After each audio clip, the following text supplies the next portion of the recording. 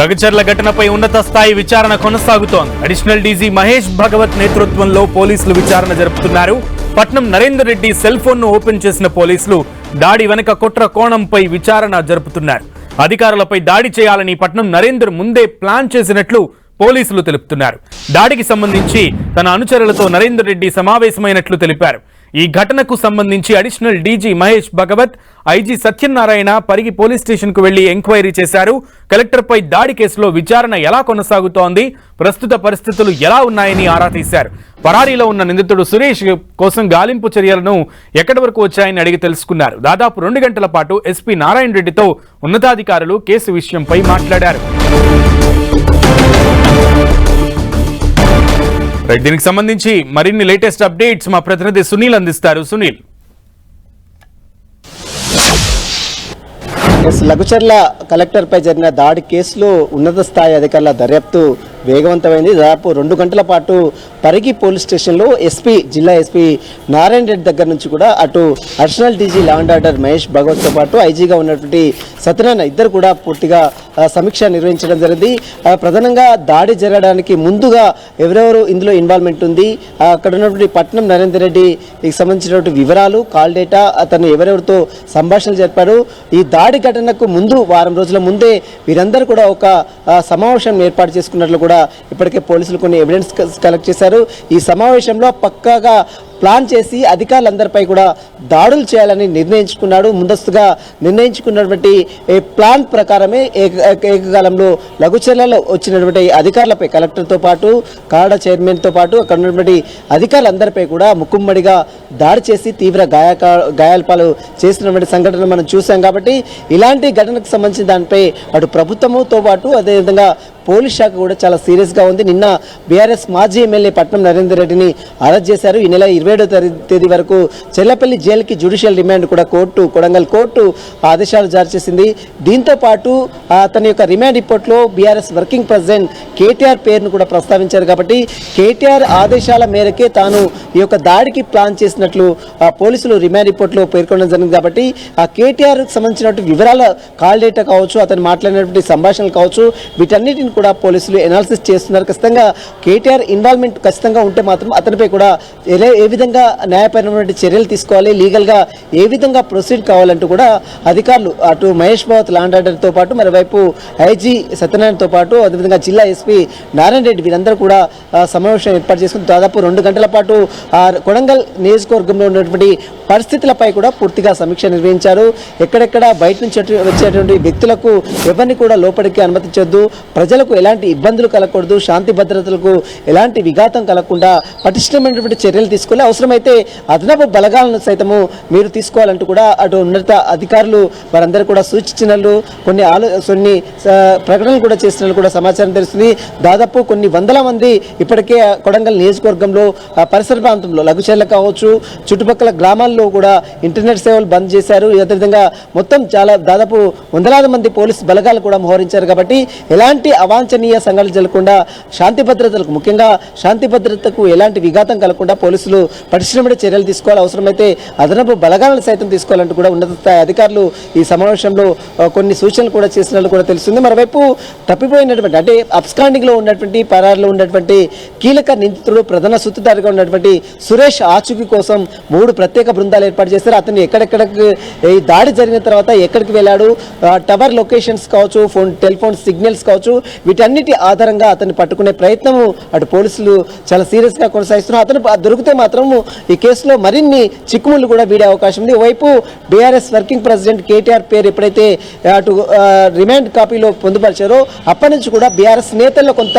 కలవరం అయితే కనబడుతుంది. నిన్న నుంచి కూడా కేటీఆర్ ని నివాసం వద్దకి వందలాది మంది కార్యకర్తలు, అటు హరీష్ రావు కావచ్చు, చాలా మంది కార్యకర్తలు వచ్చి దీనిపై సమాలోచన పడుతున్నటువంటి దృశ్యాలు కూడా చూసాం. కొద్దిసేపటిమే హరీష్ రావు పట్నం నరేందర్ రెడ్డి చెల్లపల్లి జైల్లో ములాఖత్ ద్వారా అతన్ని కలిశారు, అతని వివరాలు సేకరించారు, అతను అడిగి తెలుసుకున్నారు, ఎందుకు అరెస్ట్ చేయాల్సి వచ్చింది, ఏంటి ఏంటి అనే దానిపై కూడా పూర్తిగా అతని దగ్గర నుంచి కూడా మాజీ మంత్రి హరీష్ రావు కూడా చెల్లపల్లి జైలుకి వెళ్లి అతన్ని కలిసిన దృశ్యాలు కూడా చూసాం. మొత్తం మీద ఉన్నత స్థాయి అధికారులు మాత్రం చాలా సీరియస్ గా దర్యాప్తు చేస్తున్నారు. ఎందుకంటే సాక్షాత్ ఒక ఐఏఎస్ అధికారిపైనే ఈ రకంగా దాడి చేశారంటే ల్యాండ్ అక్విజిషన్స్ లో రాబోయే తరంలో చాలా పెద్ద ఎత్తున ఆందోళన జరిగే అవకాశం ఉంది. కాబట్టి ఇలాంటి వాటిని కట్టడి చేస్తేనే ల్యాండ్ అక్విజిషన్ సంబంధించిన దాంట్లో ప్రజలు ఈ రకంగా తిరగబడడానికి ఆస్కారం ఉండదు, ఖచ్చితంగా భయపడతారనేటువంటి వాదన ఖచ్చితంగా కావాలంటే ఖచ్చితంగా వీరిపై చర్యలు తీసుకోవాలనే ఆలోచనలో అటు ప్రభుత్వం కావచ్చు, మరోవైపు పోలీస్ శాఖ కూడా ఉంది. కాబట్టి పోలీసులు కూడా చాలా సీరియస్ గానే దర్యాప్తు చేస్తున్నారు. Additional DG law and order దాదాపు 2 గంటల పాటు జిల్లా ఎస్పీతో పాటు జిల్లా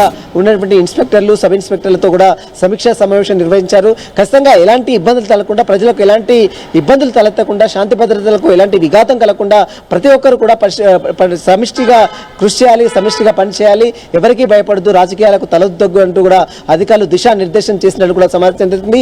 ఈ కేసులో ఎంతటి వారు ఉన్నా కూడా ఖచ్చితంగా వారందరిపై కూడా చర్యలు తీసుకోవాలి, ఎవరిని కూడా ఉపేక్షించేది లేదంటూ కూడా అధికారులు అందరికీ సూచించినట్టు కూడా సమాచారం తెలుస్తుంది. మొత్తం మీద కొద్దిసేపు పట్నం నరేందర్ రెడ్డి మొబైల్ ని మేజిస్ట్రేట్ ఇప్పటికే కొడంగల్ మేజిస్ట్రేట్ ఆదేశాలు జారీ చేశారు. ఖచ్చితంగా మొబైల్ ని ఓపెన్ చేయడానికి ఆదేశాలు ఇచ్చారు. కాబట్టి ఆ ఆదేశాల మేరకే అతని మొబైల్ ని కూడా ఓపెన్ చేశారు. ఆ మొబైల్ ఎవరెవరితో కాంటాక్ట్ అయ్యారు, ఎవరితో మాట్లాడారు, ఎవరితో చాట్ చేశారు, వీరి వెనుక ఉన్నటువంటి అసలు సూత్రధారులు ఎవరు, పాత్రధారులు ఎవరు, ప్రత్యక్షంగా పాల్గొన్నటువంటి వ్యక్తులు ఎవరు, పరోక్షంగా పాల్గొన్నటువంటి వ్యక్తులు ఎవరు, వీటన్నిటికి సంబంధించిన దానిపై కూడా అధికారులు పూర్తిగా సమాచారం సేకరించినట్లు కూడా కొంత సమాచారం తెలుస్తుంది. కాబట్టి ఖచ్చితంగా రాబోయే తరంలో ఖచ్చితంగా మరికొన్ని అరెస్టులు కూడా కొనసాగే అవకాశం ఉంది. ఇప్పటికే ఈ కేసు మొత్తం కూడా పూర్తిగా రాజకీయ రంగు పులుముకుంది. ఎవరిని కూడా లోపలికి అనుమతించలేదు. గ్రామాలు మొత్తం కూడా పోలీసులు తమ ఆధీనంలో తీసుకున్నారు. ఎందుకంటే శాంతి భద్రతలు విఘాతం కలిగితే ఖచ్చితంగా దీనిపై చాలా సీరియస్ గా ఉంటుంది. కాబట్టి ఏకంగా ముఖ్యమంత్రి రేవంత్ రెడ్డి సంబంధించినటువంటి నియోజకవర్గంలో ఈ రకంగా శాంతి భద్రతలకు విఘాతం కలగకుండా పటిష్టమైనటువంటి చర్యలు తీసుకునే విధంగా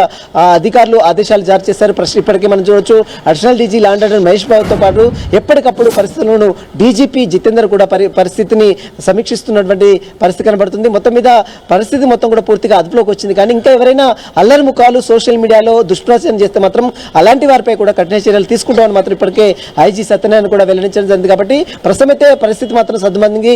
ప్రజలందరూ పోలీసులకు సహకరించాలి, ఎవరి మాటలు వినొద్దు, అదేవిధంగా రూమర్స్ ని నమ్మొద్దు, అదేవిధంగా సోషల్ మీడియాలో చేస్తున్న దుష్ప్రచారంపై ఎప్పటికప్పుడు నిఘాను ఏర్పాటు చేస్తాం, ఎవరు కూడా అసభ్యకరమైనటువంటి పోస్ట్ పెట్టొద్దు అంటూ కూడా ఇప్పటికే అధికారులు దిశానిర్దేశం చేశారు. ప్రస్తుతం దీనికి సంబంధించిన దానిపై మాత్రం ప్రస్తుతం పోలీస్ శాఖ సీరియస్ గా దర్యాప్తు చేస్తుంది. ఇప్పటికే ఉన్నతాధికారులు దాదాపు 2 గంటల పాటు సమీక్ష నిర్వహించి అధికారులకు ఎలాంటి చర్యలు తీసుకోవాలి, అదేవిధంగా అబ్స్కాండింగ్ లో ఉన్నటువంటి వారిని ఏ విధంగా పట్టుకోవాలి, వీటన్నిటికి సంబంధించిన దానిపై కూడా పోలీసులు సమాయత్తం అవుతున్నటువంటి పరిస్థితి మాత్రం కనబడుతుంది. సునీల్, అయితే ముఖ్యంగా ఈ విషయంలో ఫోన్ ఇప్పుడు ఓపెన్ చేశారు, కోర్టు ఆదేశాలతో ఫోన్ ఓపెన్ చేసిన క్రమంలో ఏదైతే కోర్టు జుడిషియల్ రిమాండ్ లో ఉన్నటువంటి పట్నం నరేందర్ రెడ్డిని పోలీసులు కస్టడీ కోరే అవకాశం ఉందా?